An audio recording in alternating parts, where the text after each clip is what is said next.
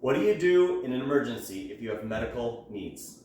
Well, if you have medical needs that have power equipment, then you're going to need a way to power that equipment during that emergency.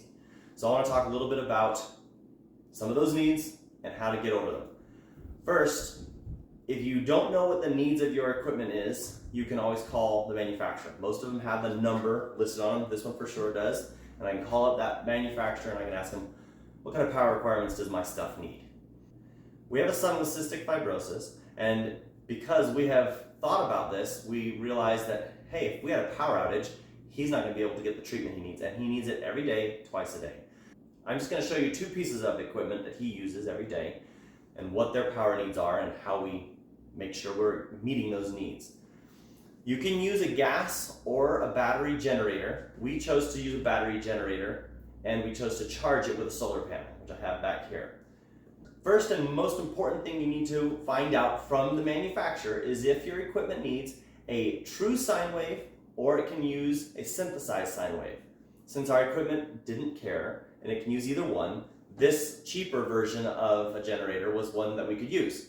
More expensive ones are necessary if you require a true sine wave. You don't need to know what that is, you just need to know whether your equipment needs it or not to get the right generator. Also, you need to know what wattage requirements your stuff needs. This right here, if I read the back right here, it tells me 500 watts right on there. This one needs 500 watts to run. Lucky for me, I found one that could put out, a generator that could put out 1,440 watts. So this can cover my needs. However, for my son, he has to have both of these pieces of equipment running at the same time. So I also need to look at this one. But this one doesn't tell me the wattage. It only tells me 120 volts and 2 amps.